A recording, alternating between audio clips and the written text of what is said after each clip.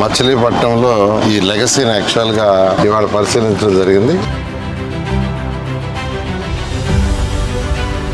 Last October లో అంటే మొన్న అక్టోబర్ 2వ తేదీ ముఖ్యమంత్రి గారు స్వచ్ఛాంధ్ర స్వచ్ఛ భారత కార్యక్రమం మచిలీపట్నంలో చేస్తూ ఆ రోజు అడగటం జరిగింది ముఖ్యమంత్రి మమ్మల్ని. ఈ రాష్ట్రంలో మొత్తం లెగసీ ఎంత ఉందంటే 85 లక్షల టన్నులు ఉందని ఆ రోజుకి ఎస్టిమేట్ చేశారు. అయితే ఈ లెగసీని 1 year లో 360 రోజుల్లో పూర్తి చేయాలి, ఆ విధంగా మీరు ప్రణాళికలు రచించమంటే అటు అధికారులందరితో మాట్లాడి డిస్కస్ చేసి దాని మీద యాక్చువల్ గా రాష్ట్రంలో టెండర్లు పిలిచాము.